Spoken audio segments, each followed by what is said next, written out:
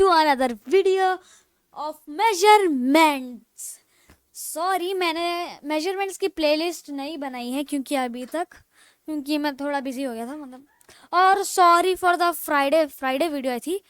कब आई थी? नहीं, हाँ, फ्राइडे वीडियो नहीं आई थी. I am sorry for that. पता नहीं कब नहीं आई थी वीडियो, पर उसके लिए मैं सॉरी करता हूँ. और आज की इस वीडियो में हम लोग सीखने वाले हैं मेजरमेंट्स का जो लास्ट होता है, हम उसमें आ गए हैं. कॉन्ग्रेचुलेशंस, हमने मेजरमेंट ऑलमोस्ट कंप्लीट कर दिया है. इसके बाद ऑलमोस्ट चला जाएगा. तो यहाँ पर बस थोड़ा ही पढ़ना है हमें, मतलब थोड़ा बहुत पढ़ना है हमें. Measurements in science and technologies का लास्ट पार्ट, यहाँ पे मैंने PT4 लिखा है. लास्ट पार्ट में लिखना क्यों भूल गया. हाँ, तो हम इसके अंदर थोड़ा रिकैप भी कर लेंगे, प्रीफिक्स को भी पढ़ लेंगे, थोड़ा हमारे रूल्स भी पढ़ लेंगे, थोड़ा डिराइव्ड यूनिट्स भी पढ़ लेंगे, और उसके बाद हमारा ख़त्म हो जाएगा. और ये स्टार्ट करते हैं वीडियो. तो measurements in science and technologies PT4 में आपका स्वागत है. Let's begin. तो बेस यूनिट्स तो तुम्हें पता ही होगा. बेस यूनिट्स, फंडामेंटल यूनिट्स हमने पहली वीडियो में ही कवर करा था. पहली या दूसरी हमने वीडियो में तो कवर करा था. मैंने उसका नाम डाला था SI यूनिट्स, पूरे के पूरे. तो यहाँ पर हमारे SI यूनिट्स में तुम्हें पता ही होगा क्या क्या आते हैं.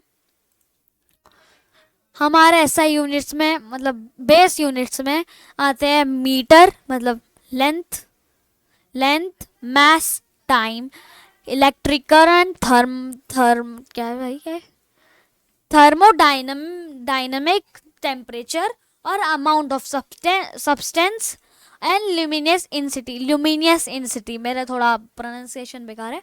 तो ये हमारे पूरे बेस यूनिट्स है. और प्रीफिक्स हमने पिछली वीडियो में ही कवर किया था.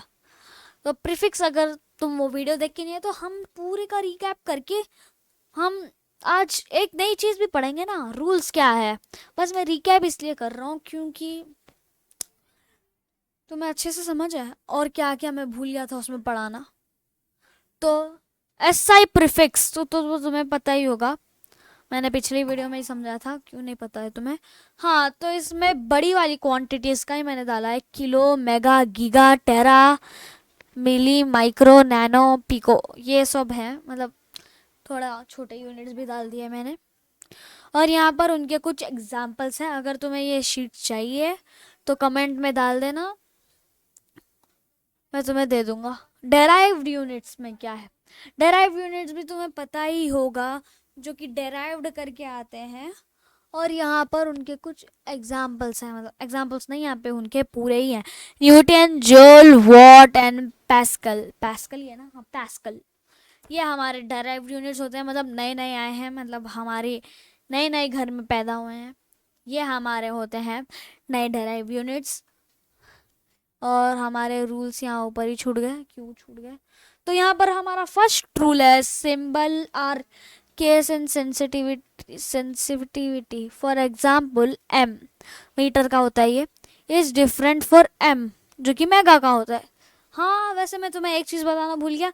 मैंने वहाँ पर एक गलती कर दी थी उस पिछली वीडियो में, इसलिए आज मैं पूरी गलती सुधार रहा हूँ ना मेरी. तो मेगा का कैपिटल लेटर होता है, और जो मैंने डायग्राम लिया था उसमें M छोटा था, तो मुझे लगा था कि मेगा का M छोटा होता है. पर यहाँ पर मैंने जब पूरे रूल्स पढ़े देखे तो वहाँ पर मेगा का M थोड़ा, मतलब कैपिटल होता है, और M का, मीटर का, मतलब मीटर का M होता है, मतलब स्मॉल L M होता है, L नहीं M होता है. तो ये है हमारा फर्स्ट रूल. और हमारा है second rule, no plural forms. The symbols for units do not have plural forms, e.g. 5 km not, मतलब 5 km ये करेक्ट है, और 5 kms ये गलत है. यहाँ पर थोड़ा अजीब तरीके से लिखा हुआ है, पर मेरी बात सुनो. हमारा मतलब 5 km सही है और KMS 5 KMS गलत है. इसका मतलब ये है, अगर कोई भी प्लूरल फॉर्म होगी, फॉर एग्जाम्पल यहाँ पर लिखे हुआ है, यहाँ पर लिखे हुआ है 44 km। तो ये kms नहीं होगा। मतलब हम इंग्लिश में करते हैं ना, अगर कोई भी प्लूरल होता है, मतलब एक से ज़्यादा होता है, हम उसके आगे एक एस जोड़ देते हैं। जैसा कि स्पीकर को स्पीकर्स कर देते हैं, कंप्यूटर को कंप्यूटर्स कर देते हैं। इसका मतलब होता है वो प्लूरल के लिए यूज़ होता है इंग्लिश में, ये यूनिट्स के लिए इसको हम यूज़ नहीं करते। और थर्ड पे बढ़ते हैं, space between number and unit, always leave a space between the numerical value and the unit symbol. ये तो तुम्हें पता है, वो न्यूमेरिकल वैल्यू मीन्स क्वांटिटी, मतलब जो नंबर होता है हमारा यूनिट के पहले, ये लिया था ना एग्जाम्पल 54 का, ये हमारा होता है न्यूमेरिकल वैल्यू 54 एग्जाम्पल लिया है। और इसके आगे कौन सा भी लगे, मीटर लगे, मीटर लगे जो कि लेंथ है, टाइम लगे, टाइम का यूनिट लगे, या मास का यूनिट लगे, इनके बीच में हमेशा स्पेस होनी ही चाहिए। फॉर एग्जाम्पल 54 मैंने फिर से वही लिया, तो हम इसको चिपका के नहीं लिख सकते। जैसे कि अगर 54 मीटर हुआ है, मीटर्स हुआ है, मीटर्स ही होता है, मतलब प्रोनाउंसिएशन में मीटर्स होगा, मीटर नहीं होगा। तो 54 अगर मीटर हुआ है तो हमें ऐसा नहीं होगा, हम ऐसा नहीं लिखेंगे इसको। जब हम इसकी वैल्यू लिखेंगे तो हम इसको ऐसा चिपका के नहीं लिखेंगे, हम लिखेंगे ऐसे स्पेस देके, ऐसे स्पेस देके।